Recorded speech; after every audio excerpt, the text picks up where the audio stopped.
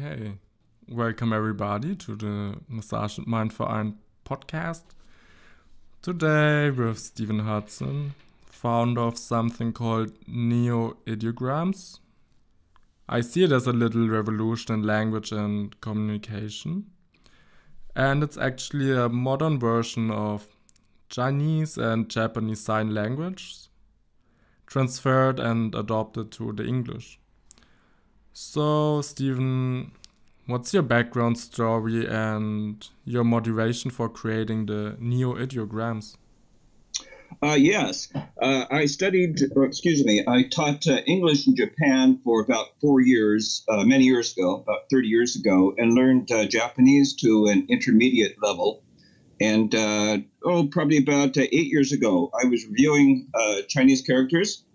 They're called, the ones they call them kanji in Japanese, in a book by a German. And I became very irritated. I hadn't reviewed them for quite a while at how over-complex and nonsensical so many of them are.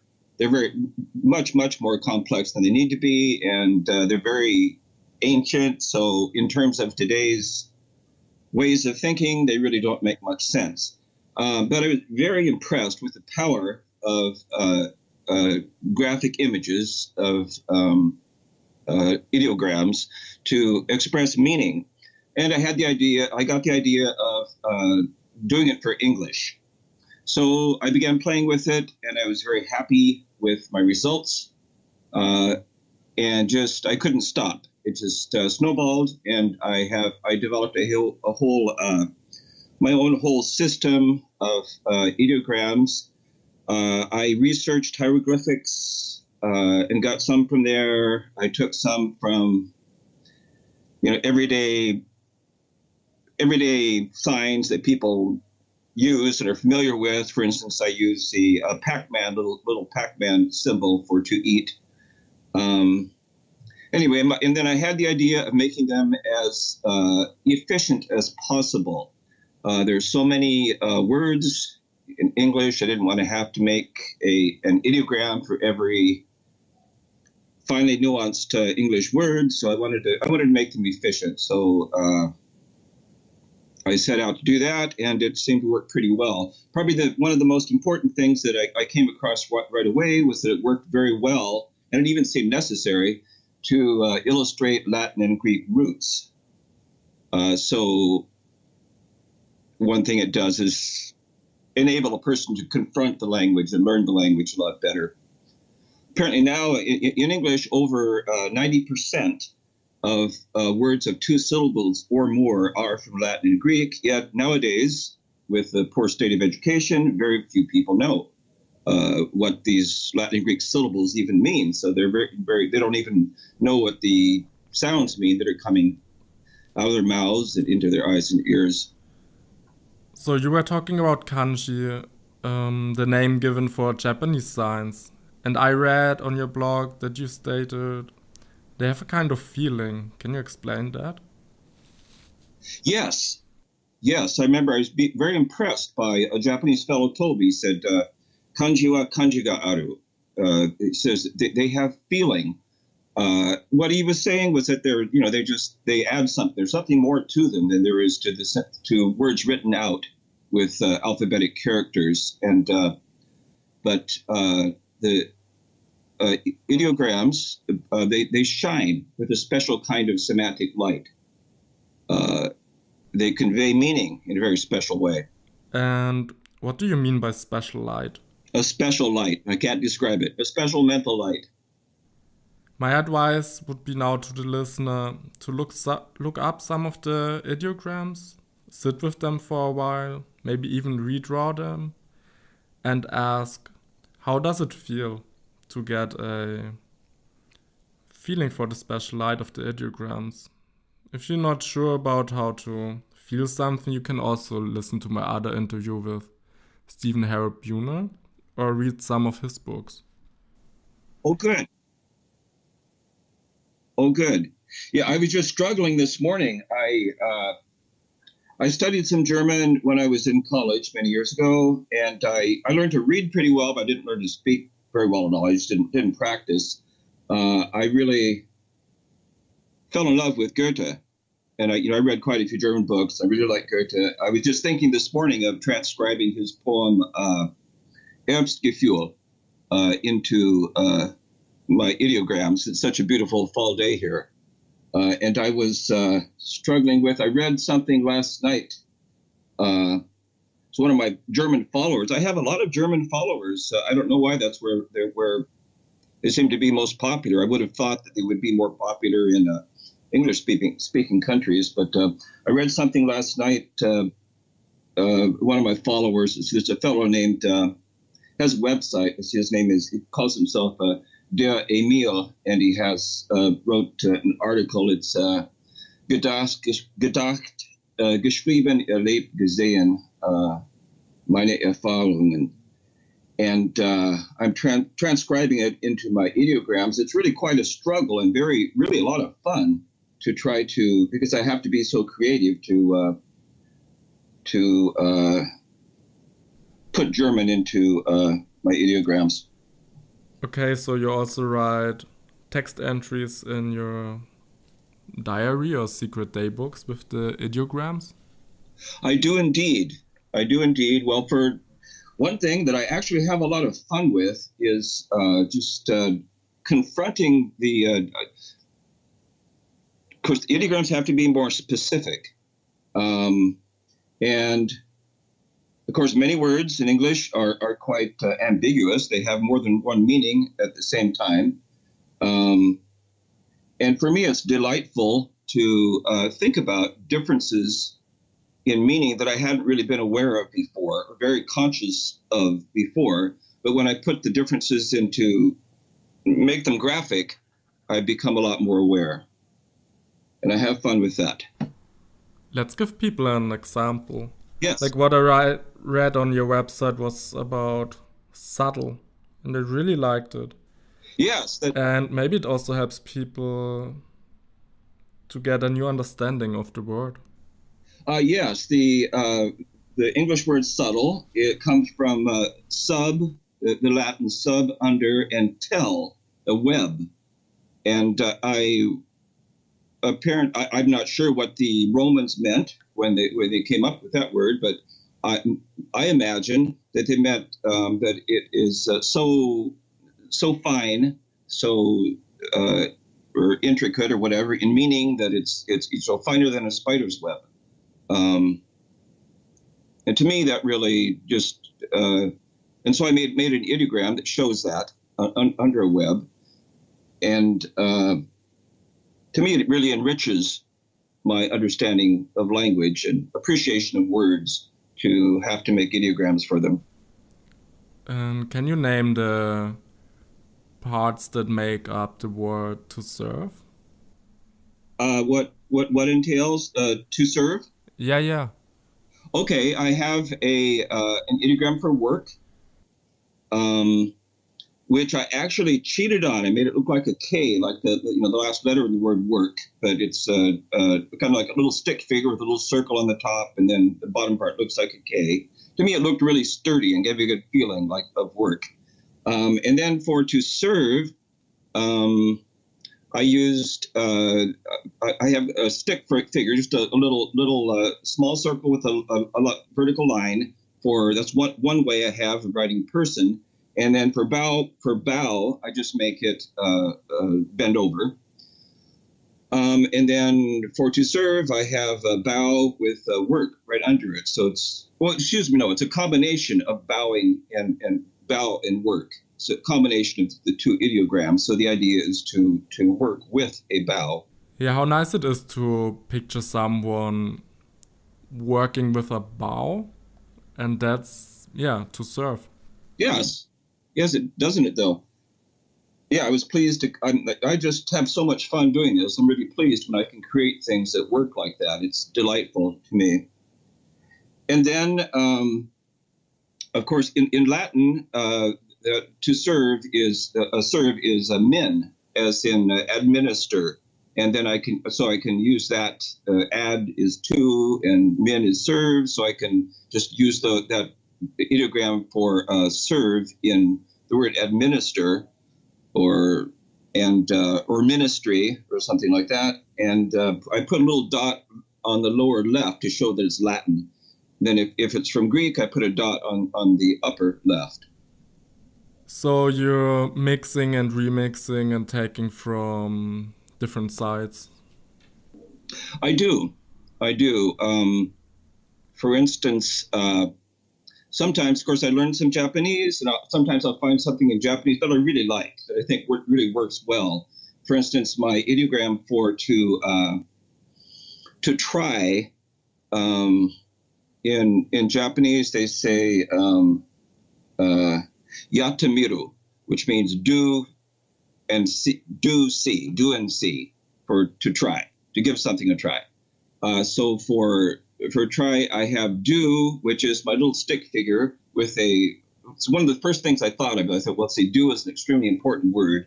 I decided an action is something that projects from a person. So I have an arrow coming out horizontally from my little stick person for to do.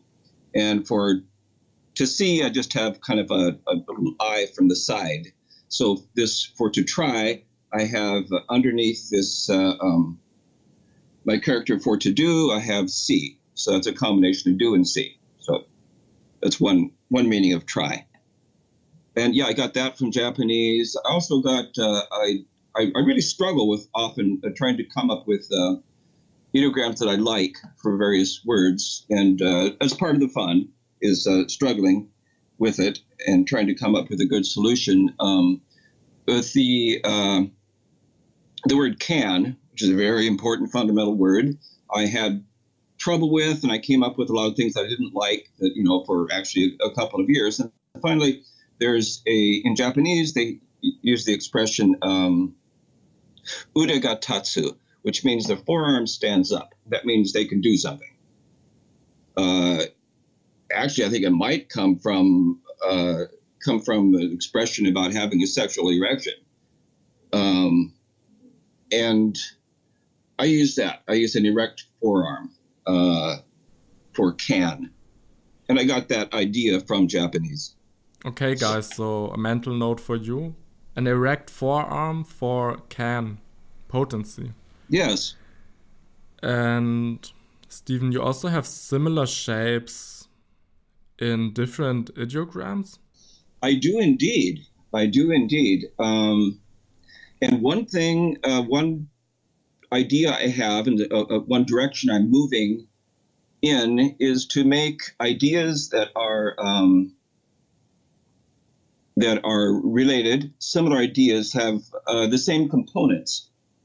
To make their ideograms have the same components, and that puts ideas more clearly in families. And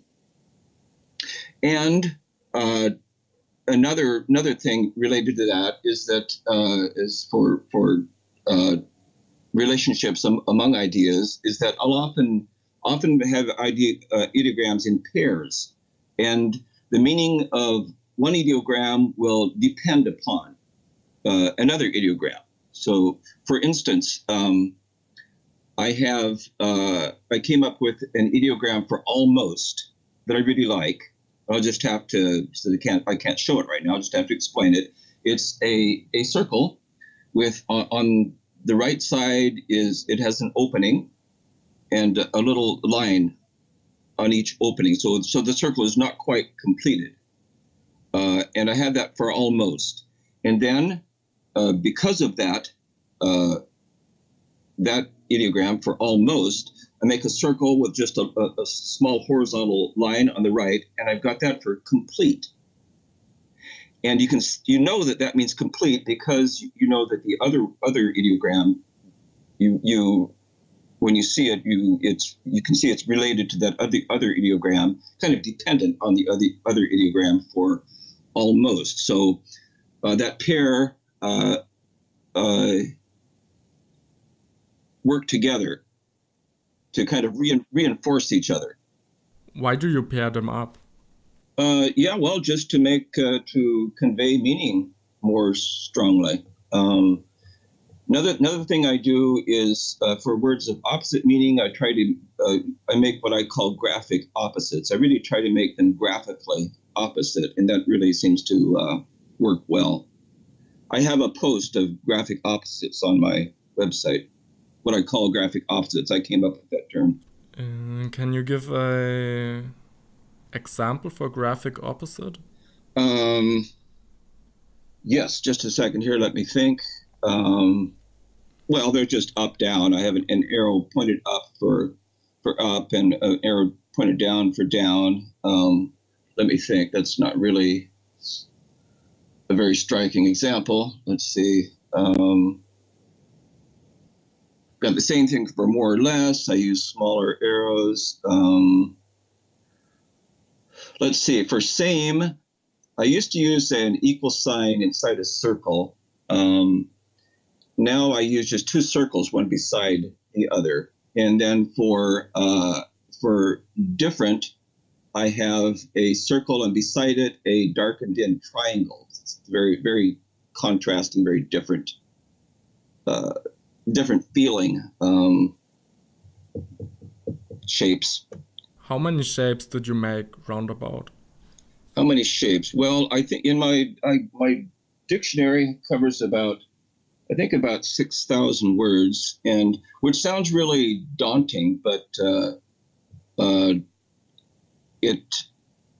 because I use the same elements in combination, it's really, even though I have 6,000 ideograms for 6,000 words, a lot of them illustrate Latin and Greek, and a lot use the same element. So it's a lot simpler than you would think. How many shapes? I really couldn't answer that. As far as I know, there are cultures who have different names for the same kind of thing that's only in a slightly altered state, just different. Like afternoon sun, evening sun, morning sun. You do something like that? They do indeed, yes. In Japanese, they have many different words for I, which seems so strange to us. Depending on if you want to be rough and manly, you say ore, or usually they say watashi, and maybe a woman might say atashi, or many different words for I. Let's see, do I do something like that? I do actually. For instance, and I really enjoy working, it seems like, with coming up with clearer ideas and ideograms for simple structural words like how, for instance. I have a few different for how. For instance, there's the word how where it means a way, or how as in a quantity, how much or how many. Or it could just mean a specific way. So I have a little element that means specific. For way, I just have a horizontal line, a horizontal arrow low on the line. So for me, I feel like making, sometimes it seems to get in the way. For instance, for the English word no, there are many different meanings. And I could have a different ideogram for each different meaning, but I don't want to go to the trouble. It seems like too much trouble in that particular case. I just have one. But in other cases, I'll have more than one ideogram showing for different meanings, and I really feel like it's worthwhile, and it makes my thought clearer and enables me to come to new realizations about, or new awarenesses about what the words really mean, what the ideas really mean. And what you did was, as I see it, a big artistic and individual enterprise. Indeed. And I've often thought that, okay, I've done this, and it's taken a tremendous amount of creativity. And for me, it's really made the language personal. I have my own personal takes on what some idea means. And if someone were to actually reproduce what I did, what I've done, they wouldn't just come up with all the same ideograms. They would do their own creation. So it gives me very personal relationship to language, and actually it makes it, it gives a degree of freedom, I think, that I wrote down some notes in preparation for this interview the other day, and I know you interviewed John Rappaport, the great writer, and he talks about the Matrix as like a prison, a cultural prison that we're in. And I feel like language itself being so set is really a prison for us. And these ideograms are a way of breaking out of the language matrix and really coming up with new ideas. And I actually believe, it's kind of a radical thought, that it's the way forward to the future for language in the world. Already, a pretty big portion of the people of the world use ideograms. What the Chinese population is like a fifth of the world, and they use them in Japan and Korea, and they use them because they work well for them. Even though I think they're antiquated and way over complex, they still manage to work well because they bring something to the table that the alphabetically written words don't. They have strengths. I remember when I was teaching English Japan, right before one of my classes, there were a couple of engineers who were having a conversation, and they were standing in front of a whiteboard, and they're writing Chinese characters on the whiteboard as they were speaking. And I could see that the Chinese characters strengthened their thought because they gave them a graphic reference. They gave them something that they really added something, so that I do think they add something to language, and that they, as I was saying, I really think they might be the future of language, not my particular system, but I think it's the way to go. It's so rewarding. And I think what I've done is really stimulated, really stimulated my mind. I think images stick in the mind a lot better than alphabetically written words.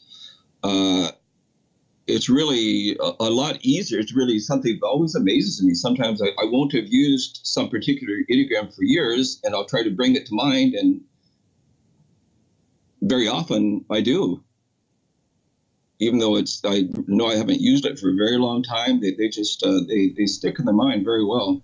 So by using ideograms or pictures, you tap into a different part of your memory system, or the memory system of your mind? Yes, that's what all the excellent memory experts do. They rely on images because they stick in the mind better. Yeah, as I see it, language is important because it can narrow us down, it can define our space, and we just have to look at political correctness and how it prohibits and censors thought.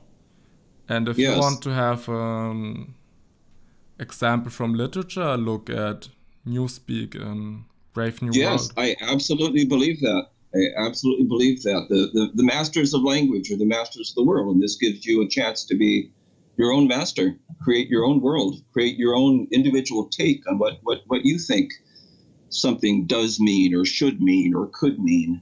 And just people listen what you just said. You can decide what something does, should, or could mean. How great is that? Yes, absolutely. Absolutely. It's the language is controlled by, and it's really a politically correct sort of thing. Is controlled by people who want to control the culture. How about children using the ideograms? Yes, it seems kind of obvious to me that children could learn to read with these much more quickly than they could with, by the really indirect way of learning, alphabetically written words. And it would be very stimulating for their minds to have this alphabet of images that convey meaning, as far as I'm concerned, so much better. and I actually did it with a few children's books. I put the ideograms above, in between the lines, above the English words. So I think a person could do that and teach children to read with these much more quickly, and I think it would. My guess is that would improve their minds quite a bit. You know of any children learning the ideograms? No, I haven't. I would have to say that I really haven't had a lot of success in getting other people interested in this. I had one fellow who works for Google, working on artificial intelligence, who worked for quite a while on he was very interested in what I was doing, and made a lookup application for what I'm doing, but I don't know, he got too busy with other things or something, and he stopped it. And that was a few years ago, and it was actually, he had me send him a copy of my dictionary, which I had done kind of quickly. I've probably done about 12 different editions of my dictionary, and it takes me a long time to do each one. What happens is I spontaneously come up with new ideograms every day. Whenever I hear new words, or when I'm reading, I see a word, and just automatically I think, oh, what would be a good ideogram for this? So I come up with them every day, and I write them down, and then seems like at least every year or so, I come up with a new edition of my dictionary. But I haven't. I got that guy interested, and there was for some reason, some artificial intelligence people in France, I think at the University of Paris, seemed very interested, and they ordered my dictionary, and they looked at my site a lot. But I haven't really succeeded in getting a lot of interest from people. I probably need to do something different. I enjoy doing it so much myself. It's I don't feel real motivated, or not as motivated as I used to be, to get other people interested. So it's like a personal love thing for you? Absolutely. It's my hobby, and I really enjoy it. It really expands my being. I've always been interested in ideas. And I had the idea, long before I went to Japan in 1978, that it was I had read stuff by Alfred Korzybski. He has a book. He has what's called General Semantics, and a book called what's the name of his book? That's right, Science and Sanity. And he based his ideas on those of Leibniz, who was very, very interested in Chinese characters and some kind of universal symbology. And I have a post, as a matter of fact, on my site about Leibniz. And I really do think that he had the idea that ideograms were the way to go, and he really was very concerned with that, and he was on the right track. And so was Alfred Korzybski, who said that, of course, he's famous for saying the map is not the territory, but he says, that the only real connection between, the verbal world and reality is the structure of involved in the language, or the symbology. And of course, that's what ideograms do. They provide structure. So what I'm doing works in very well with Korzybski's ideas. What do you mean by structure? Graphic structure. And if they can, I try to make things similar to the reality of what's often it's a metaphorical connection. but still they provide some sort of similar structure to reality. That's one thing I'd really like to work on. I've done some work on it, but I want to work more on it. Is in, for instance, I've taken symbols from symbolic logic and math and that sort of thing. Not a lot, some, but most of them I don't like because they don't. They seem so arbitrary. They don't really have any structural relationship to the reality. So I'd like to make good. I made some progress, but I need to work on a lot more. I haven't really succeeded in coming up with good ideograms for logical connectors and logical terms that really do make good sense in terms of structural similarity to what's the operations involved. So I think there's a lot of progress to be made there. Yes. While everybody's worrying about some symbols, like the all-seeing eye on top of the pyramid, as you can see it on the back of the dollar bill, you're just ungluing from them by creating your own symbols. And if people listening want to know more about symbols and their possible hypnotic effect on people, you should check out the book The Secret Behind Secret Societies by John Rappaport. Or just think also about the swastika symbol and what influence it holds over people's thoughts and minds. And also, interestingly, how it was converted from a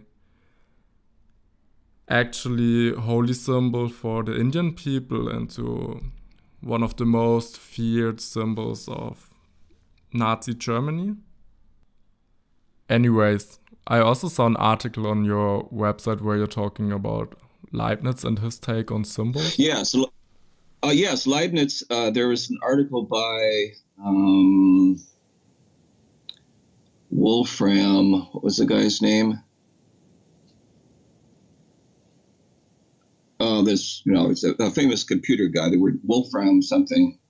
Anyway, it's on my site. He is talking about Leibniz, and he shows that Leibniz came up with a symbol for equals that looks like pi, looks like the capital Greek letter pi, which is two vertical lines with a horizontal line at the top, and then more than would have the right leg longer, and less than would have the right leg shorter, which to me is a great illustration of the structure of the symbology having a relationship of truth, of sameness to the reality. And to me, it's much better than the ordinary equal sign. It illustrates the reality much better. In this article, the guy was criticizing Leibniz, but I thought that criticism was out of place. Leibniz's symbology was really very good, and he really did have the right idea.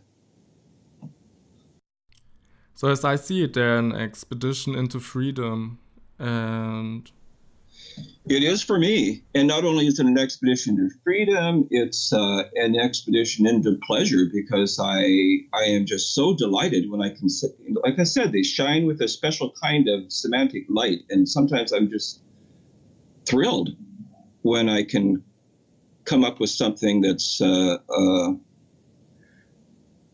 that conveys meaning in a better and special way. By the way, I've been going through a Japanese English dictionary, looking at the characters, and I'm often I've become more critical. I have a more critical attitude toward the characters now than I used to, the kanji than I used to, because some of them are just so ridiculously overcomplicated. It's almost laughable. And I have, I'll make a post soon on that, comparing my characters to a lot of kanji. But showing how simple and how mine are often in comparison, and how much more sense they make. But on the other hand, I'm often quite delighted looking at the Chinese and Japanese characters often have they have a lot of bright spots, a lot in things that are quite delightful that I can't really explain. But so I can give an example great for that. Please do. From Chinese poetry. There's a line that reads, "Man sees horse." And so you have the actual meaning of a man sees horse. But when you look at it from a visual perspective, you also see the sign of man having legs. You see the sign of sees, which is an eye having legs. And then you see the horse also having legs. So you have three symbols, three words having legs. So that's also giving a new dynamic to it. Yes. I'm so delighted. I think of, the famous Japanese song, Sakura, Sakura. Sakura, Sakura, that song. Oh, okay. Well, it's a very, very famous Japanese song. I don't sing very well, but it goes, Sakura, Sakura, Yayoi no sora wa mi watasu kagiri. And there's that phrase.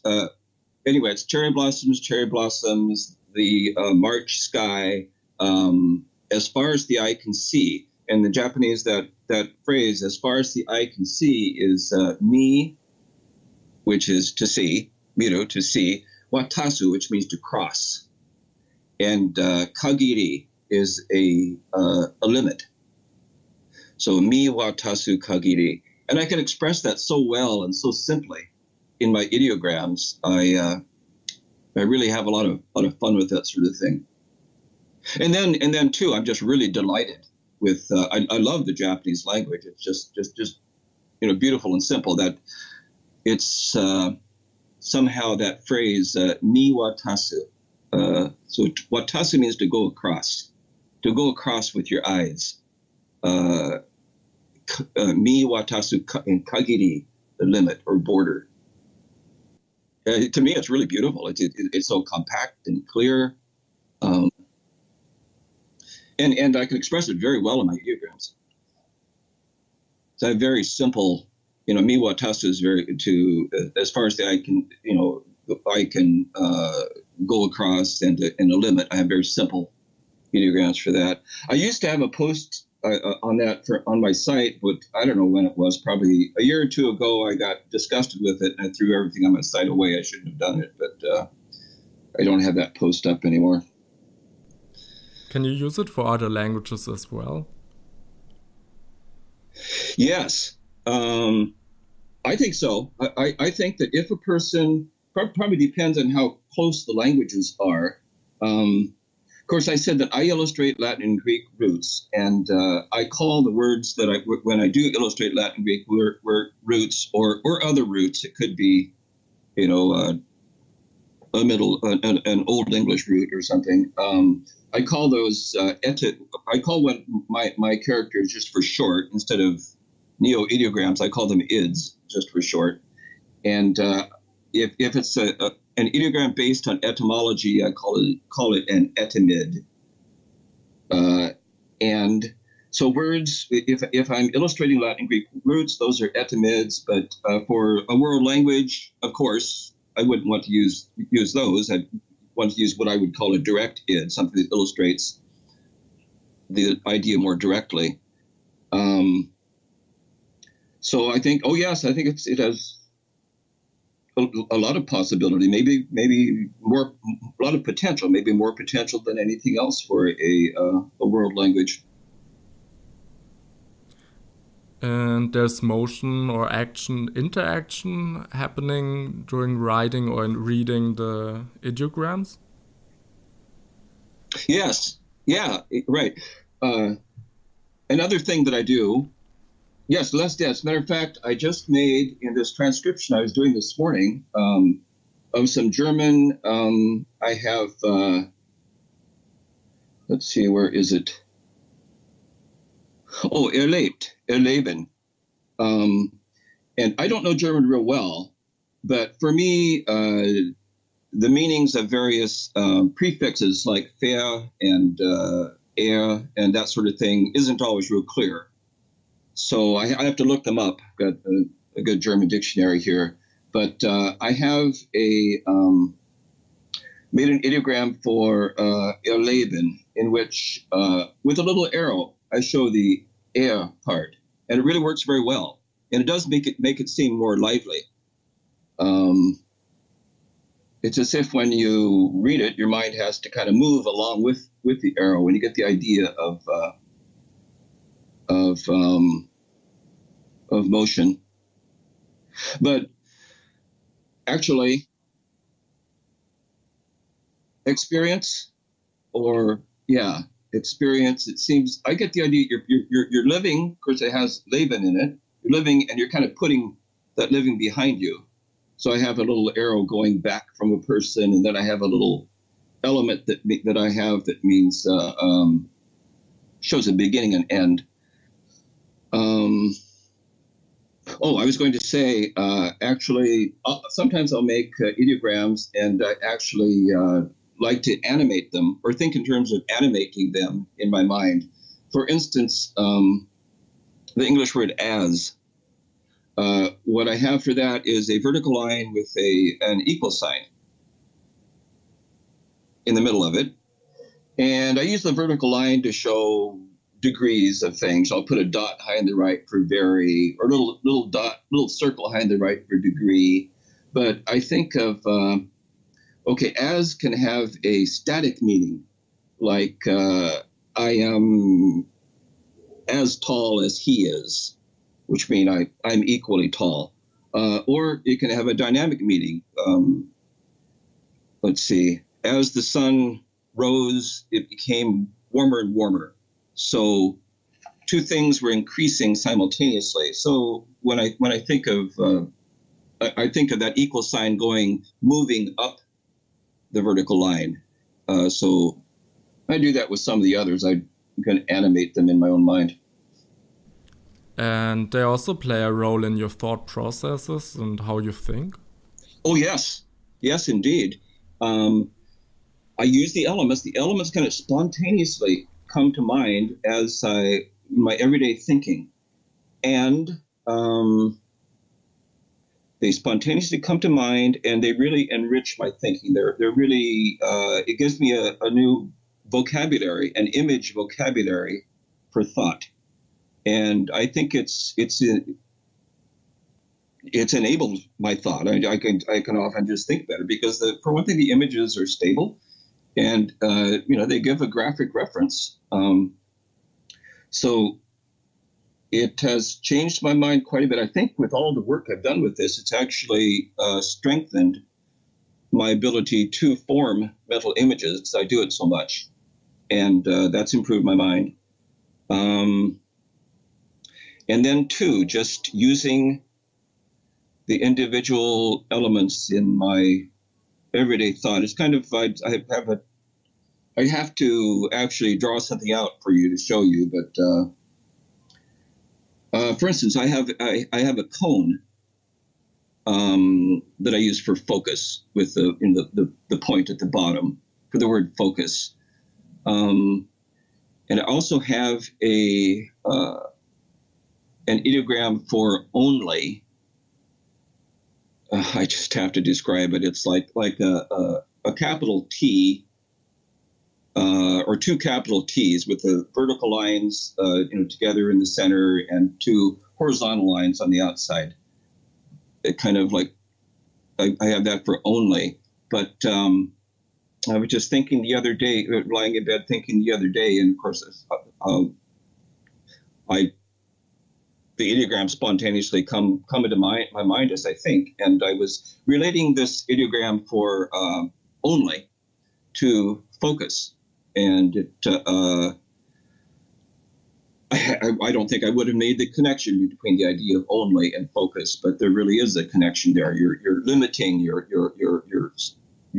thinking to only one area or whatever. And I don't know if that gives you an idea of how I feel like it strengthens my thought, that they strengthen my thought, but they do. And you also come up with new ones from time to time? Or are they set in stone forever happily after? Or you even change already existing ones? Yes. In the process, it's really kind of fun. I'll often sit down in the morning and write in my ideogram. I have a diary that I write in ideograms, and I actually much prefer writing in ideograms to writing things out in the ordinary way. Nowadays, like I can write so much faster, and it's just in the ideograms in a lot less space and a lot faster, and it's just a lot more fun to write in ideograms for me. But I'll sit down and I'll write in my ideograms, and of course, the process of recalling ideograms as I'm writing, it ends up being a creative process, because I'll think, let's see, well, when I haven't used for a while, sometimes I have to momentarily think, let's see, what should this be? What should the ideogram for this idea be? And I'll kind of remember what I had come up with in the past, but I'll also reconfront what I really think it should be. And in that moment, I'm creative. I'll often just spontaneously come up with improvements. And then too, I've gained skill at creating them over the years. So I feel like I have. So I'm able to come up with better ones. Are there other people who contributed to the ideograms? As far as getting other people interested, what I don't feel that I'm particularly creative myself, and I'm just of normal intelligence. I really appreciate other people's creativity, and I think I'd really look forward to getting other people. I've got a few people making some contributions, but if I could get someone else, or just a few people, or just one person, that'd be great, working on them quite a bit and coming up with their own creations. I'd really like to see them. So really respect other people's ideas. When someone can think up something that I would not have thought up, and something better, I really appreciate it. You have them organized in a book or something? Yes. So I have what I call my dictionary, but I don't really like to call it a dictionary. I rather call it a resource book, because a lot of it, I had somebody ask me, I sent someone ordered one of my dictionaries, and they wrote back and said, well, why do you have a bunch of all these different entries often for one word? And well, there are various reasons. Sometimes it's because I'm really struggling with that word, with coming up with something I really like, with an ideogram that I really like. So I'll just have a bunch of different ideas that I kind of like, or various possibilities.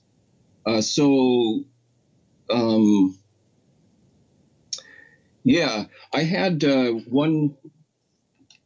computer fellow that expert that I know, programming expert, said that he suggested trying to come up with something like Wikipedia, where people would be able to make a website where people would be able to send in, contribute their ideas, and other people could vote on them. I guess that would be one means of. I think that would be great. I don't know much about programming or computers, so I wouldn't be able to make much progress at it. But that seems like a great idea to me. That would be one way to make it come up with conventions or things that people agree on. So we have to think about aspects of language being personal and or social. Yes, it's a matter of convention. So what I'm doing really seems like language, by its very nature, is well. Wait a minute. I guess it's one thing that the Wittgenstein said was that a language is by necessity social, and I actually disagree with that because I've come up with this, and it's based on conventional English, but what I've done is really pretty personal because I haven't really got input from other people, and it's for my own use and thought. So I disagree with Wittgenstein that it has to be, or by its very nature, it's necessarily social. The private languages are possible, but on the other hand, if it's going to be something that people are going to use for communication, then you need convention. So there's the question of how to come up with to agree upon, some kind of vocabulary that people would use in common. Is there some kind of grammatical structure included in the its? Yes. I haven't really looked into that. Well, that's a very interesting question. I gave on my website, there's a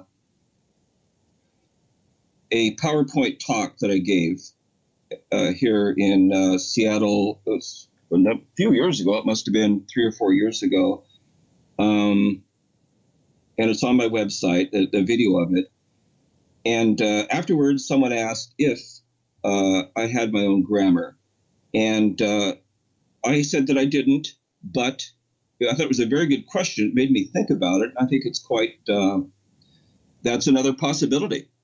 A person could come up with, I think this opens up the possibility for improvements in grammar, which could be, it could make language more like a musical score where you could show, relationships in almost a musical way. And, like musical notation. You have little words like the, and, or. I have for, as far as grammar, one difference in, like I was trying to do some German today, of course you have the cases in German that we don't have, dative and accusative and that sort of thing we don't have as strongly in English. So I have to come up with conventions for that. So that's a grammatical aspect that needs to be addressed. I had a guy from Google showed my ideograms to a French lady, and she came up with conventions for the French articles in my ideograms. You separate verbs and nouns, or you combine them in an action and different states? Well, there would have to be some different conventions, I think, for different languages. Of course, in Japanese, they have post particles like wa and ga after words that, I don't know. I think I'd probably just use the letters that they use if I were doing my ideograms in Japanese. Yeah, about this, I just got the idea when I was reading Ernest Fenollosa's book, Chinese Sign Languages in Poetry. And there he explains there's never an object without an action. You always have a glass sitting on a table. And you never have an action without an object. So you always have a cat flying through a room. Yes, it's often restrictive. One kind of interesting thing I've found is that I know, for instance, in Chinese, I don't know Chinese. I can read, so actually can read it some because I know some of the characters in Japanese, but I've read that it's very uninflected. And I found that writing these ideograms, I will, for instance, not differentiate between a verb and a noun. I think, well, it's not really necessary often. So I guess I'm kind of simplifying grammar in a way there. It's a matter of efficiency, I guess. And it's actually a way of confronting language. I'll look at it, I'll see, well, I really don't need to I'll have a little thing that I call a noun cap that I'll put above a verb to show that it's being used as a noun. But often I find it's really not necessary, especially in ideograms. You can see the idea, and you can see from the context that it's being used as a noun. And with the ids, you can also have abstract thought, thus being able to invent new reality, and you're not confined to reality as it is? Absolutely. For the word abstract, because I mentioned Alfred Korzybski in Science and Sanity, he has what he calls a structural differential, which is supposed to be which is an objective model for the abstraction process. And one of the key elements in that is that he has some strings hanging down. He has some strings that are connected from one level to another level. Okay, well, one of his key ideas with abstraction is that when you abstract, you leave things out. So in this, what he calls the structural differential, he has some, from one level of abstraction to another, he has strings connecting. And then he also has, he thinks it's very important to realize some strings just hanging down and not being connected, because you are, he says, when you abstract, you leave things out. So that's in my ideogram for abstraction. I use that idea, and one might think that it's hard to. It would be hard with ideograms to express abstract ideas, but on the contrary, it's not hard, and it's a lot of fun. Of course, you have to often use metaphors and that sort of thing, but that's just the nature of language. Yeah, I mean, metaphor is the language of poetry, about combining thoughts, feelings, bringing up new pictures, comparisons. Yes. Adding something new that you haven't thought of before. Speaking of poetry, I think what I'm doing is actually I take kind of an artistic attitude toward it, in that I want something. My idea for a good ideogram really is one that really somehow, in some ineffable, unspeakable way, it conveys the meaning and it grabs me, and I don't have to explain it. It just somehow it just works. To me, that's artistic. I think these could work very well for poetry and bringing artistic expression into poetry. So you have some final words to the people? Well, I'd just like to say I've been working, like today I worked some on transcribing some German into my ideograms, but wow, it should be great. But I'm not really qualified because I don't know German that well.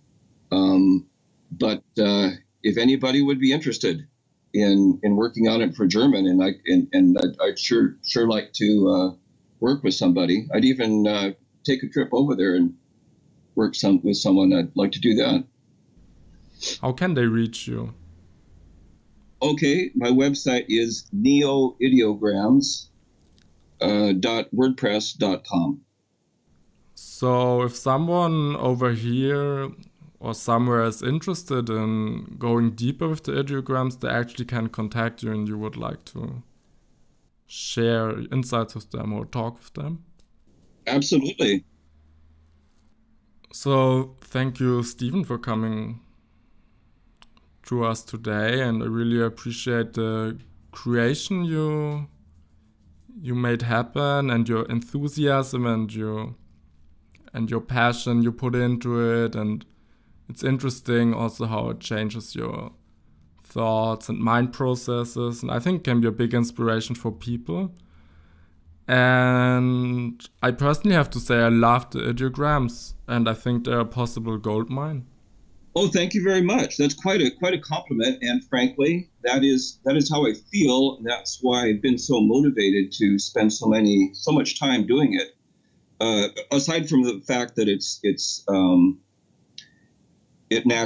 self-reinforcing because I enjoy it so much, but still, I think it has a lot of potential for good, for, like I said, to say for children, and maybe for learning disabled people, for international communication, just for improving people's thoughts and appreciation of language. I agree. I think it's a gold mine. Okay, so let's end on this note and have a good day. Thanks. Very good. Thank you, Christoph. Bye-bye.